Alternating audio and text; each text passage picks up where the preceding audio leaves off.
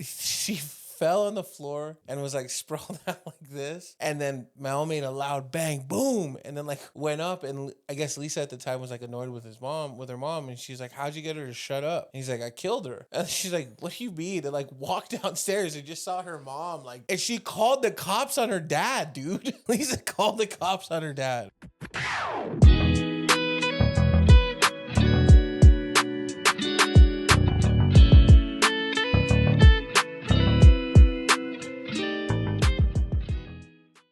Are you ready? I am ready.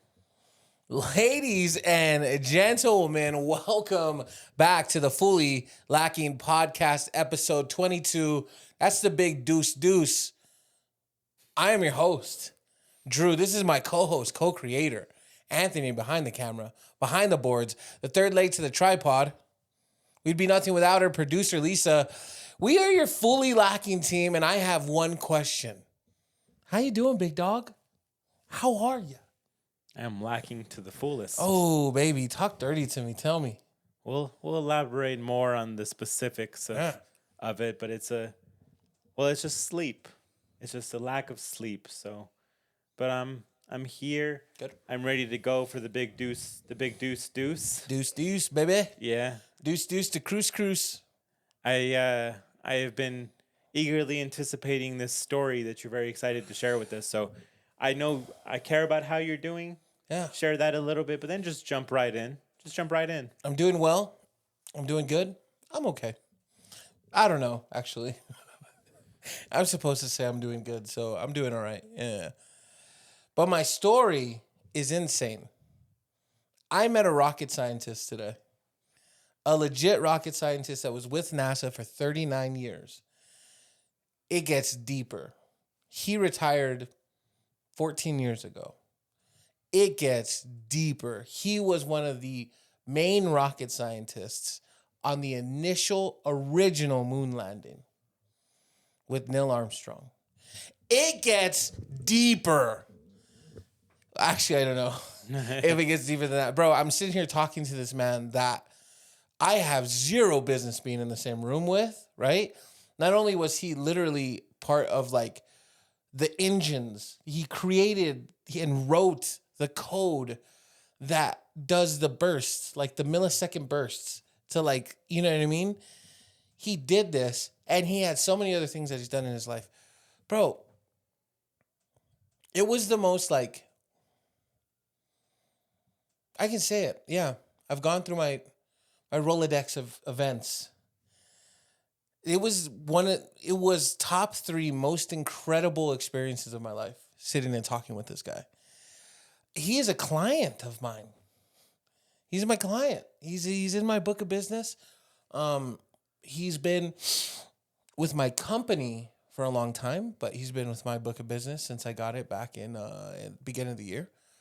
It was so cool, and he was the nicest dude. He's like this very like, you know, very strong with his religion belief, and he's literally said that he's gone bankrupt because of helping people, because he gets like a dopamine hit when he gets to help people. And he remembers a time where he had enough for like a meal and he saw somebody that had no food, and so he gave them, and he's like, I'll figure it out. And I resonated with that. He suffered traumatic loss in his life. I mean, loss that you couldn't even explain. He lost his son at the age of 22. He lost his wife last month in July. So I guess 2 months ago. The things that this guy was just telling me, I was just like, bro, what the heck? And he's like, and all me and my wife wanted to do was help people. How did the NASA stuff unfold within that conversation for y'all? So it started with that. So I was up in northern New Mexico yesterday with my team. We closed a big business deal. I wanted to introduce the client to my incredible team. While we were on our way back yesterday, I got a call from my district office, and they're like, hey, this customer's here. He had an appointment with you. And I was like, I didn't see that on the calendar. They're like, okay. And I was like, can you tell him to come by tomorrow? So which would have been today. And yeah, no problem. He's fine. So later on, I get a text from my district manager, and he's like, hey, tomorrow when you speak with so-and-so, you know, maybe talk to him about this, and this. This guy was a presence. He was a force in his working years and all these things. He did 39 years with NASA. He's a really, really great client and all this stuff. So when he gets there, I mean, the first thing I do is just shake his hand, and he says, I need to start this conversation with anybody I've talked to about you, and he was talking to me, has spoken highly of you. And they said that you're this person and that person. He's like, whatever you got to do, just do it, brother. And I said, are all NASA people like this? What a lead-in. Dude, I'm telling you. And I was like, are all NASA people like this? He goes, nah, I'm retired. And it was like a cool joke. And then that's how we got into the conversation. And then I was telling him, I was like, so now you've put it to bed. So I'm going to sit here and I'm going to say it on our platform. The moon landing happened. I have a guy that was there. Yeah, because whenever we were We've discussing talked about conspiracy theories, Yep. you had some valid questions. Did you ask him? 100%. Oh, so, okay, because you Dude. really got my gears Yeah, grinding with the question Uh-huh. of how do we transmit the video Correct, yeah. when now we can hardly transmit phone calls still across our planet. So, what did you learn? He just said that it was a satellite. And he said people don't understand that when you're the person that sent the satellite out, you're the person with the strongest connection to that satellite. It's not dispersed to thousands and millions, whatever, It's a right? dedicated satellite. The second thing he told me, because I said I do a podcast, and we were just talking about this, because I said I do. Okay. Out of all the things producer Lisa could react to with was your it. NASA rocket Yeah. scientist story, Yeah. it's the doo-doo. That's why we have producer Lisa here. Yeah. She really adds to the elegance of our show. Look, okay, go ahead. So I was like, I'll be honest with you. I do a podcast, and we were just talking about the people that were lost in space.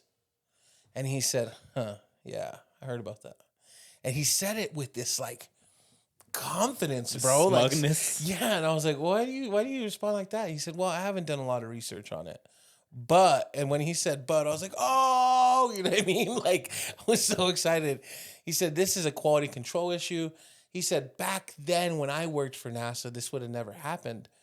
And I just can't imagine how a quality control issue would have happened like this at this time. What a huge job flex to be able to say, if I was in charge, that would have never happened. Probably the guy who put the first rocket on the moon. Yeah, You know that's what enough. And then I did bring up the fact that I was like, I've had a hard time believing that it was real. I felt it was staged. And he goes, that's stupid, right? And he's like, I'm sitting here. I know. And I was like, it's just hard to believe. He goes, well, of course it's hard to believe. But look at all the other experiments. He's like, we literally have satellites circling the moon. And you can see things we've left there. They're there. He's like, I don't know. He's like, I get this all the time, and it's kind of a laughable moment for me. He's like, because I was there. I was there. I was with Neil Armstrong. I met the guy. I have things from the guy. He's like, there's astronauts that I would pick up and I would drive around. And he's like, it's just laughable to me. And that blew my mind. I've never in my life experienced such a a power presence. Was this nonchalance about that's laughable, just kind of like a resonating moment Yes. for you? Yeah. Gotcha. It was crazy. I was blown away. And he was such a nice guy, because he got into a little bit of the loss that he's gone through, and his wife and his son at the age of 22. And he got to talking about trauma and things of that sort. And I was just like, you came to the right place, buddy. Oh, we can trauma bond hard right now. You know what I mean? And it was to the point I was like, man, I got to get this stuff done for her. He's like, yeah. He's like, I was like, but we're always good for a cup of coffee and a convo if you ever want to come back. And he's like, I will do that. And it was just such a cool thing. It was such a cool experience. I've never experienced something like that. I've never literally been taken back by somebody's presence. It was cool. Yeah, I don't know. That's my Drew meets a rocket scientist. Yeah, I don't think I've ever met someone of that Caliber. Yeah. Probably a good time for the ad. Hey, Drew. Yeah. How many times have you wished you could make it like it never happened? Too many.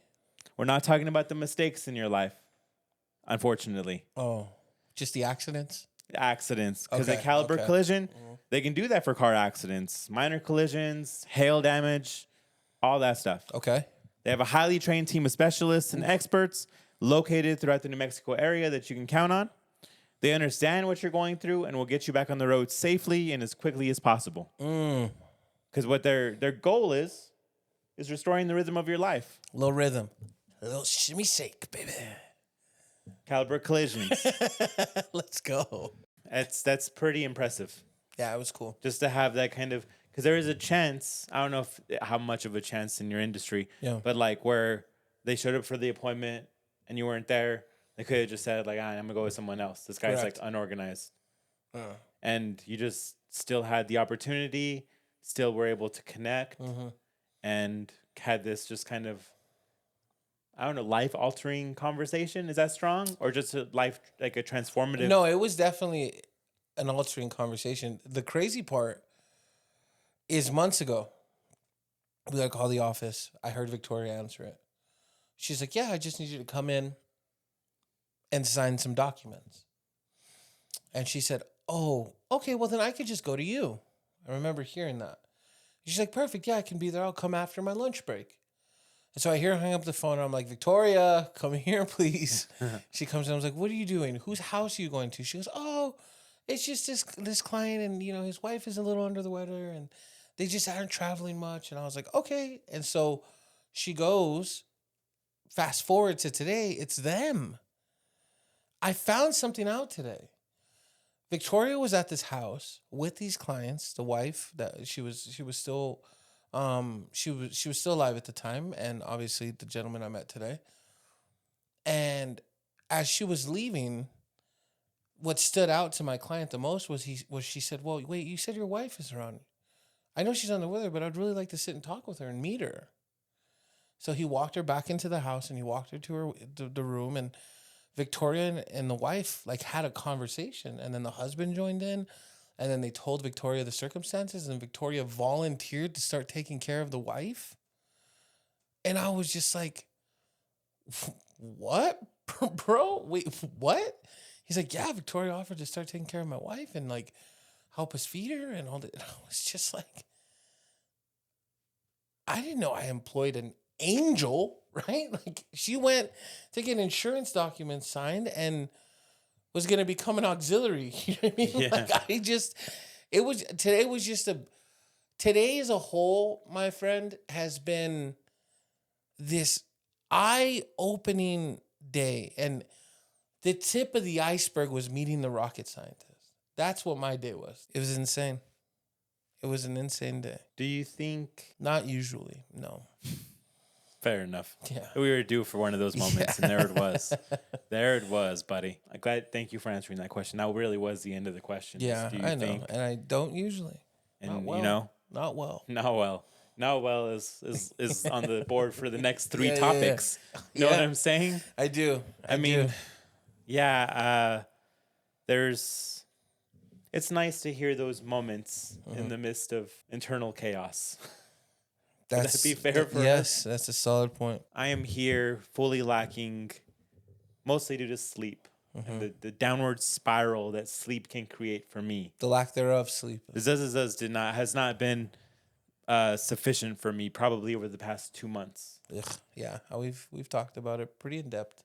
Yeah, and I think that, I don't know if you know, I don't know if the people know, but ADHD and sleep are not friends.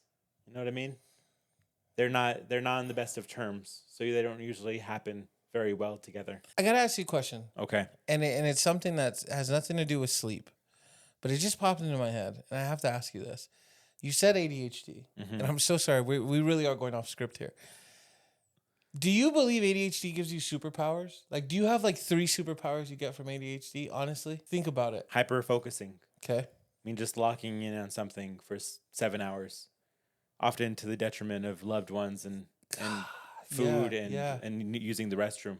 But that happens. I think remaining calm in the midst of chaos, I'm just non-responsive. I'm kind of freaking out when things are normal, But like if I have chaos around me, I'm just kind of like this is synchronized to my head. So that's two. Okay, here give we me are. one more. The third one, I don't know. Give me a couple. I need a little time on the third. Okay, I need you to dial a number because this is Drew's calling of the week. It just sparked me. I need you to call Adon. I need you to call Adon. Ah, yes. And I need to see what his superpowers are. Me, you, and Adon are in a very... I don't think I have his number. Then call Dev. Me, you, and Adon are in a very, very special club. It's the ADHD years. Calling of the week, one of my best buds, Adon. He's an angel. He is beyond good looking. Much better looking than us. Yes. Adon... Yes. It is happening, brother. It is official. This is Drew's call-in of the week. You are now a guest on the Fully Lacking podcast, episode 22. You have 30 seconds, bro. I have a question. It's a question that only you and you alone can answer. Are you ready to take that responsibility on? Well, let me run out of the bathroom real quick. Yeah. I'm just kidding. Of course I'm ready. I'm always ready. ADHD, would you fully say that you are an inhabitor of that syndrome? Dude, I'm real nervous. I don't even know what to answer. I feel like I just won the lottery. My heart's pumping. I'm going to start to like heavy breathe and like I can't even talk. It really is kind of his way of saying yes. Yes. So I think that was your way of saying, yes, I have ADHD, correct? Oh, yeah, I've had it for a long time. Okay. A lot of the times it's spoken about in a very negative undertone, and I will say that. Like you're rude or you're correct. lazy or you're inconsiderate. Adon, we have a couple seconds left. I need you to give me 3 of your superpowers that ADHD has given you in this life of chaos of having it. What are 3 superpowers that you have because you have ADHD? Bro, I know how to drive semis because of ADHD. Okay, so I'm assuming that means hyperfocus, okay? Yeah, there you go. Hyperfocus. Yeah. How many seconds do I have? You're good. Keep Look, going. You're good. Keep going. Fair. It's not Like, actually... Out of all the call-ins we do, you put the pressure and all these expectations on the ADHD person. Like that's this cruel irony that we're doing to the boy. I've always just wanted to keep it high energy. So I mean, Gotcha. It's whatever. So the first one is hyperfocus. Anthony said that. I also had identified with that in my mind. So we're all... This is crazy because we're all in different places. We all have completely different lives. And we've all said one of the same superpowers. What's your next one? The ability to have like multiple consciousness, like in your head all at once and all mostly good. I didn't even think about that. So it leads me to kind of overthink. And I like overthinking because it makes me more aware of my surroundings. And when I'm with a group of people that I love, it makes me really conscious about them. And like, Dang. What are they doing? What are they feeling? Is this going to hurt them? Is this going to annoy them? Like, Okay. and in a good way. In a good way. Multitasking. Yeah, that's okay. Now, me and Anthony have both kind of hit a wall here. We can't figure out a third one. Do you have a third one? Because I can't figure out a third one. Aside from the multitasking? Yeah. No, just hyperfocus and multitasking. That's solid. That's solid. I don't know. Anthony said one that was actually really cool. He said that his ability to be calm in the midst of chaos, to remain... Bro, that's awesome. Yes. Yeah. I do agree with that. We're all yes. the same. Lisa's sitting here right now. Producer Lisa's like, she's agreeing with it. Me and Anthony both agree. Like, dude, this is crazy. I really think that this whole time, this medication has just been trying to suck away our superpowers. We need to go balls to the wall, bro. Let's not go that far. We need to throw the scripts out and just freaking take over the world. And obviously nothing will get done, but we'll have good intentions behind it. You know what I mean? Exactly. Adon, yes. I don't know if you know how much this means to us. Thank you for being a part of this episode. We love you eternally, bro. Do you have anything to say to our watchers and viewers? Keep watching. These guys are amazing. They work hard. Producer Lisa, everybody, they work their asses off to try and keep the people entertained and away from some of this craziness of the world. A nice, beautiful distraction. So Definitely keep listening. You're the best. And right before I hang up, as a bonus question, how high do you think producer Lisa could actually kick? I asked her at school the other day, and she's able to reach at least my chin. Wow. Now, this wasn't like, let me see it. It's just, I tried to do a half-ass kick, and I couldn't get it. So I'm like, let me see your kick. I'd say about 5 feet. Producer Definitely Lisa has some kicks. Enough to rock my jaw for sure. I love you, brother. We will talk to you not soon. In a good way. And not in a good way. We love you, buddy. We'll talk to you later. Love you guys too. All right, bro. Later, guys. Bye-bye. Good night. Peace. And that was Drew's Calling of the Week with one of the most incredible people I know, Mr. Adhan. Thank you, brother. I appreciate you. This episode is sponsored by the incredible people at Caliber Collision. People, listen, Caliber Collision makes car accidents like they never happened. Car accidents, minor hail damage, minor collisions like it never happened, with a team of experts, right, who understand what you're going through and will get you back on the road safely and as quick as possible. Caliber Collision is restoring the rhythm of your life, baby. We're back to this no sleeping thing that you've been dealing with. I know you've been dealing with it. I know that dealing with is a very assumptive term because I feel like you haven't been dealing with it at all. It's been a struggle, if we're being honest with each other, right? Yeah. And I've struggled with it probably my whole life.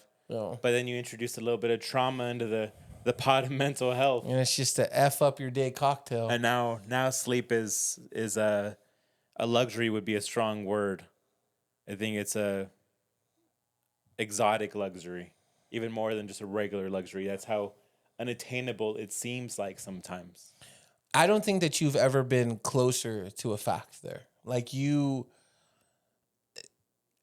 I struggle with sleep too, right? And I feel like our brain's doing this all night. I just can't lock it up. Have you seen it ripple throughout your day? Like, have you seen or realized or found yourself in a moment that you're like, oh, I should have slept last night? Because of the way you did something or the way you found yourself responding to stuff. Have you found yourself like, if I would have just slept, this wouldn't have happened? Have you been there? I mean, you know what the sad part is I feel like at work, I've already gotten really good at masking it. You know what I mean? Aside from bloodshot eyes that you'll probably see in this video. Yeah. Because I forgot to put the drops in because that's really my literal masking of it some days. Yeah. And then I get home and parenting has its challenges. I find myself a little bit more irritable at the end of the day because I have all of the whole day before me. Yeah. And that's when I usually find myself like, oh, like I'm a little bit more like snappy than I need to be. I'm a little bit more irritable than I really should be. And he shouldn't be picking up the brunt of this. My son. Yeah. My son. What was your son's name again? Yeah. I figured I would be introducing him again in this podcast for sure. Scrooge. Wait. Your son is named, and you gave your son a nickname for a name? I suppose so.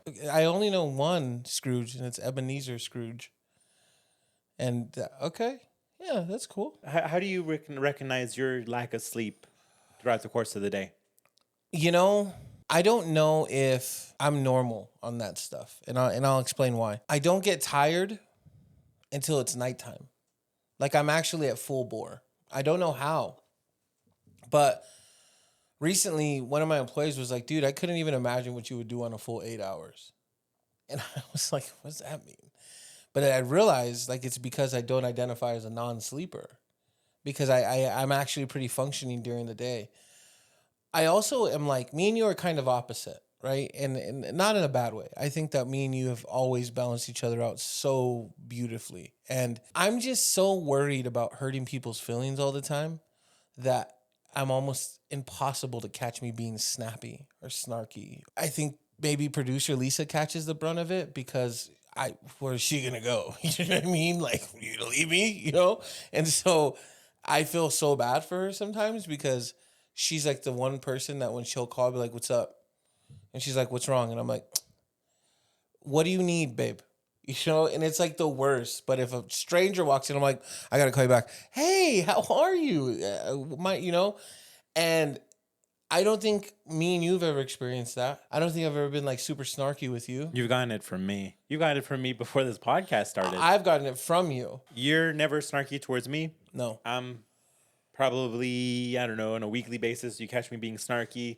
I'll give you a call back 5 minutes later. You apologize a lot. My bad, Drew. Yeah. I don't change my habits. You'll get this apology in a week. Yeah. But you've apologized to me. I counted it one time. I was driving and you called me. And I'm so sorry to bring it up on a public forum like this, but what would I be if I didn't? You called me and you're like, hey, bro, I'm really sorry about that, by the way. And I was like, no, you're good. And you're like, yeah, you know, I was just doing this and I hadn't slept. And so I wanted to say I was sorry. And I was like, no, brother, I completely understand. You're like, yeah, it's just been really tough because, you know, I'm being like super like quick to the trigger and I hate it. And I'm sorry that I did it to you. And I was like, brother, you're good. Your tone wasn't out of pocket. But Drew, let me apologize. Let me say I'm sorry. And I was like, okay. I get it. You're like, thank you. I just wanted to call and say I was sorry. And I was like, thanks, brother. I just get so much guilt. I get so much guilt in moments where I feel like, you know, while you don't perceive me entirely as a people pleaser, underneath my jadedness, there's a people pleaser.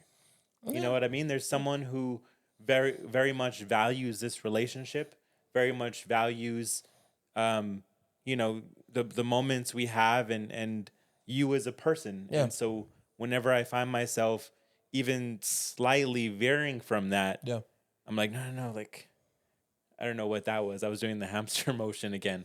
I was grasping for our friendship. You know what I mean? That's fair. You know the patterns by now. And I love the patterns, bro. I love them. Like they were like a blanket on my grandma's old couch, right? Just patterned. I love them. It brings me comfort because I also know they're never going to change. Like there's just some things that are encoded into our DNA, like literally into the way those little squiggly lines and that's just who we are going to be, right? However, there are things that we can change. Like I think a big thing for you is you're already doing progressive steps to get this sleep thing under wraps. Like you have taken steps to make sure that you're taking care of it. And that's huge. That's huge. That's going to make it easy for you. I think another thing that you've maybe not even consciously figured out, but I'm going to bring up to you is like through your sleep, how do you say, being sleep deprived, you've noticed things about yourself. And I feel like you start, I guess, relaying that information through lessons to your son, you know, Scroogey, and you start breaking these generational curses while you're doing it. If you really think about it, bro, like it's like the silver lining that I find in things. I know it's crazy and I sound like a freaking hippie when I say that, but like there truly is a silver lining in everything that we've gone through. And for you, like right now, sleep deprivation has been tough. Like you are not your best self. It's hurting you. Like I don't know how I've adjusted to it differently than you have.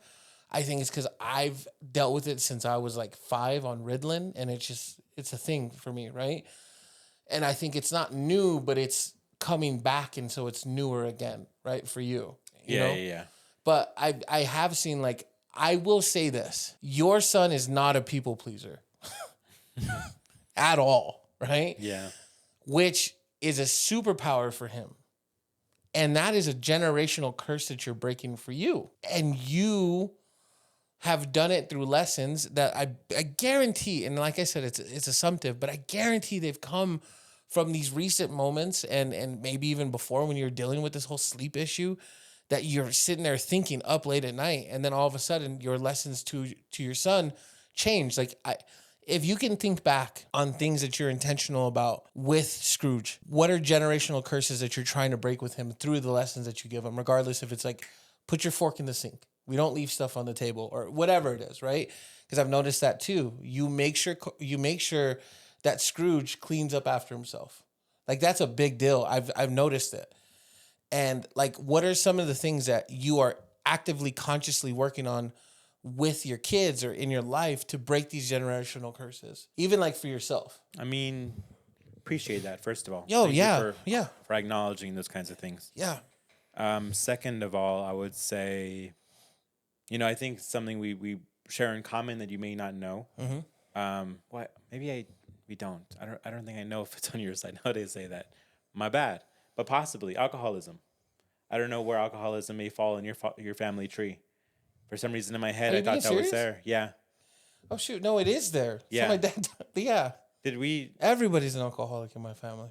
Yeah. So. Well, in my immediate family, my sister was, my dad was, my older sister. I don't know if she does that anymore, but she was. Yeah. Yeah. So my grandfather died on my dad's side. He died of a heart attack, but he was a heavy alcoholic, so it was more likely alcohol related heart attack. Yeah. And he died, and we covered this somewhat before, but he died when my dad was 12, 13. And then my dad, he cut down on his drinking before I was born, from what my mom told me. But like I still see like every day after work, he'd go to the fridge, grab a Bud Light. Like it's Wow. not like Wild choice, by the way. yeah. I mean it's Yeah, I get it. cultural. Yeah. But it's not what you like. A lot of people may consider alcoholism, but it's the message that's being sent. Yeah. You know, hey, this is how you kind of relieve some stress. Is how I took it. So I have tried my best, although I'm sure it's happened. So I've tried my best to avoid drinking in front of Scrooge. I don't want him to get the wrong messages about alcohol. I've had a cousin who, when I was little, he was a little older, and I enjoyed playing with him.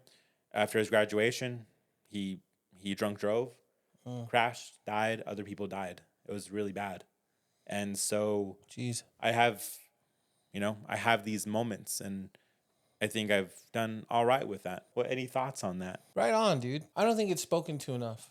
And I think that I have a very weird relationship with addicts and addiction, right? I'll get into it a little bit. This may be a longer episode. We apologize in advance for the tears. But what you're doing is going to change that kid's life, and as an individual who came up in a household that nothing was hidden, it warms my heart to know that there's people, especially from our culture, that are adamant and like intentional about what they're doing. I couldn't commend you more. It's such a powerful and courageous thing, and like you will be that kid's biggest power source in his life, because he's gonna know, well, my great grandpa and then my grandpa, but my dad, wham. Bro, what a flex. Like, that's so, and I know who you are, like, as a person, and I think that Scrooge is like the luckiest kid in the world, because good dads are a little harder to come by. Yeah. And we don't speak on it enough. Yeah, and I think that what you're doing with your son and in your life and in your daily activity for yourself, it's crazy, bro. It's crazy. I just, I can't speak to it enough. It's really good. I think that with McGonagall, I call him Mac for short, if you didn't know that, and you can ask producer Lisa about this. She's the one who gets the worst sides of me. If we talk about generational curses, like, I've got a boatload of them, right? My son is being brought up entirely different than I was. Lisa can probably tell you how many times I've spanked the shit out of our kid. How many times do you think it was? Maybe twice. And I think it was one spank. And I said, nope, never again. And then McGonagall was like, yo, what's happening? You know what I mean? Like, and he was probably like 3 years old or something. But before that and after that, my son has never experienced any type of corporal punishment. I didn't know what the heck I was even doing. I think he shit on the floor and I was upset about it, right? And a big one for me is like making him feel safe. I definitely get emotional about it because I didn't have anybody to protect me, bro. I had nobody to tell I was scared that would really understand it. And they would up my dosage, And I look at him and I'm like, man, there's no way my kid is ever going to not feel safe. Hell no, bro. He's terrified of the dark right now. He's terrified of the rain right now. And spiders. Yeah, spiders he hates. You know what's crazy? I don't like the dark. Rain doesn't bother me. I hate spiders. The other day, we were at the lake with our friends. Adon was one of them. Shout out to Adon once again. McGonagall had been on a boat one time in his life, and he was terrified the last time we went. Correct or incorrect? He was fine the last time. But he was like, he didn't want to do anything in the sense of like jump in the water. And like, he was very hesitant. He was very timid, right? And so we get to the lake this time, and Mac puts on his jacket, and he like full sprints and just jumps in this water, right? And he did it all day, both days that we were at the lake. We get in the truck, we're driving home, and I knew in my mind, I don't know who it was that like was talking. Well, it's probably my subconscious. I hope it wasn't the other voices, but something was like, do it now. Make this a huge deal. Because it just started raining. And Mac in the back is like, oh, it's raining. I was like, rain? And he's like, yeah. I was like, rain, dude? He's like, what are you talking about? I was like, bro, you jumped in a lake today by yourself. And he's like, I did do that, Dad. I was like, you did it by yourself. You know what lakes are made out of? Water. You're scared of a puddle? It puddles. You jumped in a lake. You jumped in the biggest puddle, I guess second biggest puddle there could possibly be. You did that by yourself. Nobody told you to do it. You did it by yourself. You're not scared of rain, bro. And he's like, you're right, Dad. I'm not scared of rain. I was like, you just made rain your bitch, bro. And he's like, yeah. And he's like in the backseat, like super, and like these things, I just need to make sure that my son knows your fears are real fears. I hate this stupid fucking macho mentality that like, there's nothing under your bed. Go to sleep. Stop being a little girl. Or like this bullshit that like, oh, my knee, get up. You're fine. Brush it off, right? Like I've even caught myself doing it, bro. And now I'm just like, it probably hurt. If I fell, it would hurt, right? I don't cry, but it hurts. That monster under his bed is as real as anything in our lives, bro. Fucking get with it, peeps. Like moms, dads, whatever, grandmas, grandpas, uncles, sisters. Your kids are going through real shit. It doesn't matter if they're 2 or 22 or 32. It doesn't matter. This is real stuff. And the way that you work through it is you're conscious of the things that you hated happened to you. And I hated that I was always alone. I hated that I was never safe. I hated that nobody believed me, bro. My son will never get that. I get frustrated with his ass? Yes.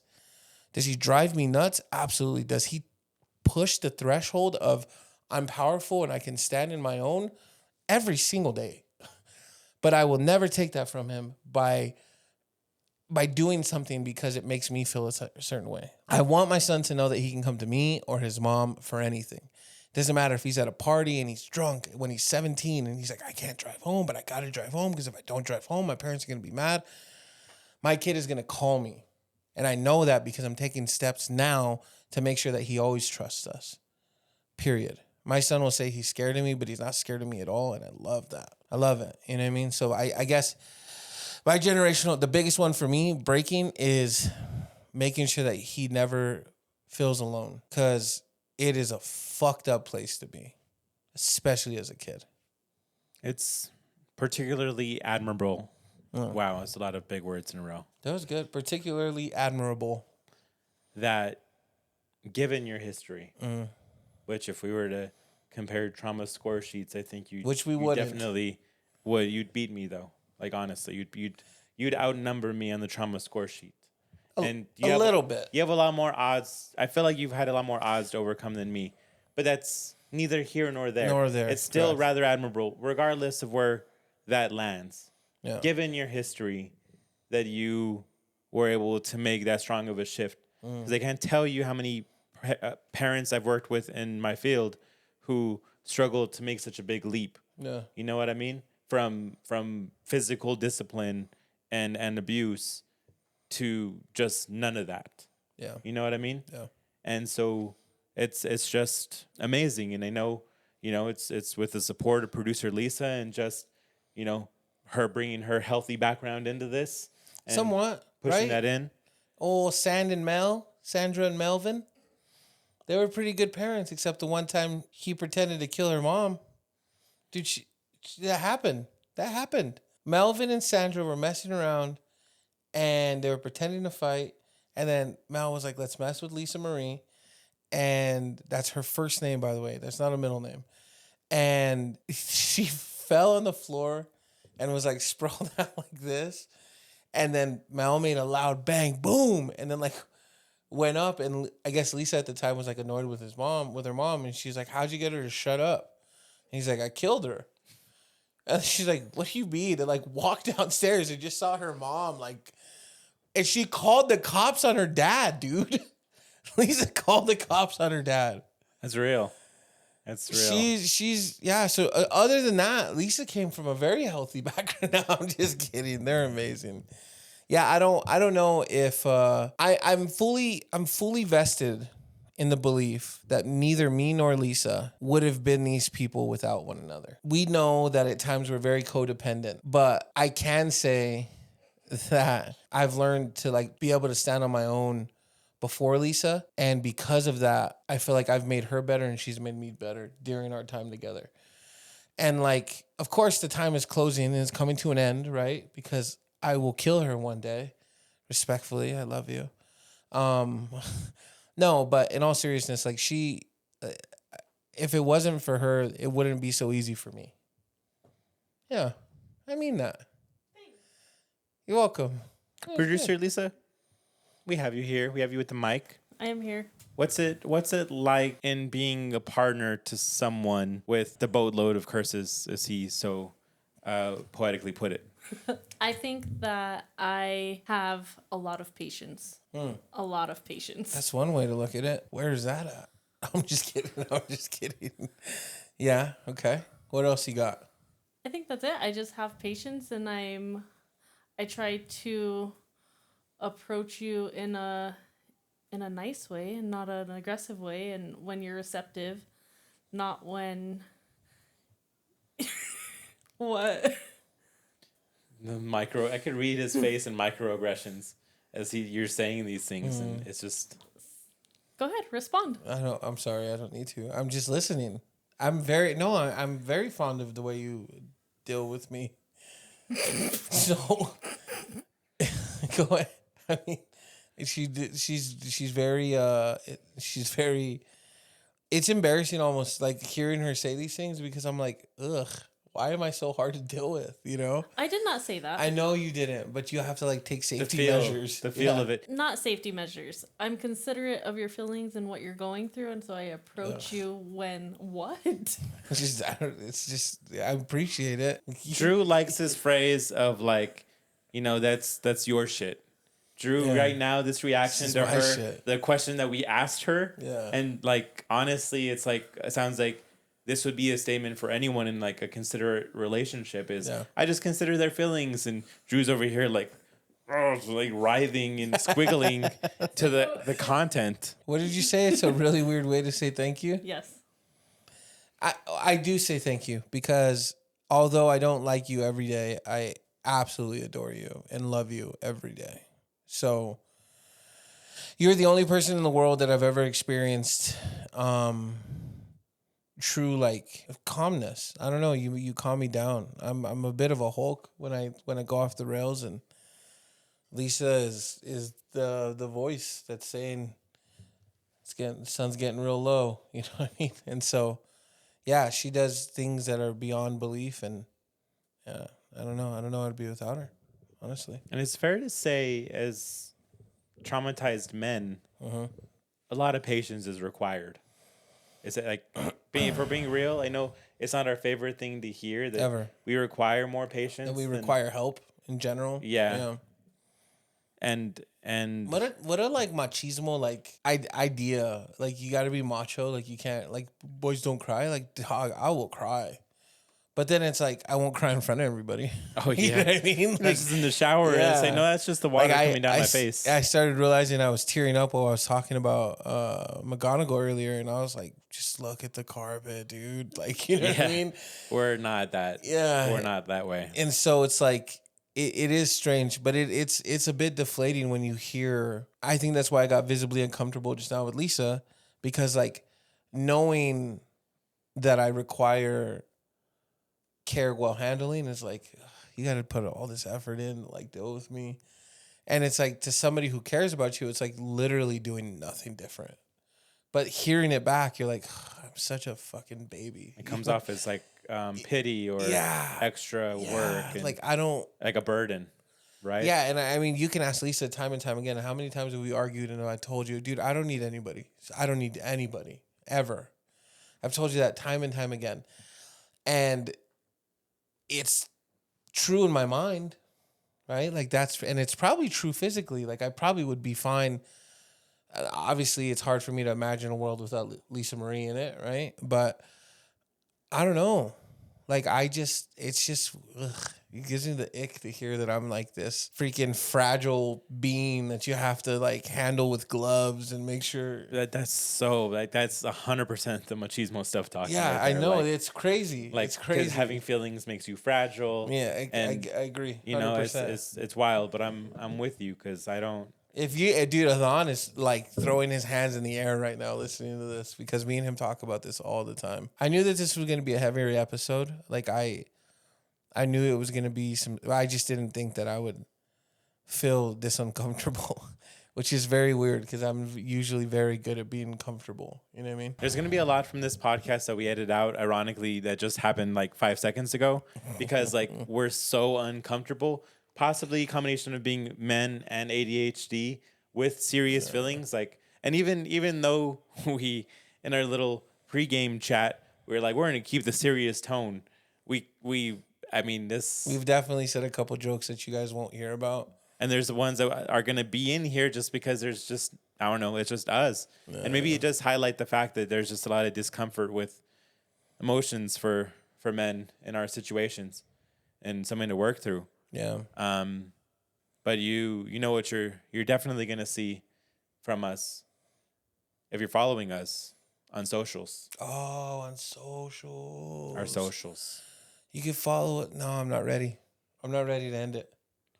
You can follow us on Facebook. I'm not ready to go. At Fully Lacking. Yeah. TikTok. Ticker. At Fully Lacking. Instagram. At Fully Lacking. And then the YouTubes. And the Spotify's and where you get your podcast, it's all at Fully Lacking. You know, that's where we're at, because that's what we be doing. It's just Fully Lacking, my boy. This is another one for the books. This was a good one. Which books? I don't know. You can look in the library or wherever you get your books from. If you're Fully Lacking. Yeah. That thing. Peace, baby.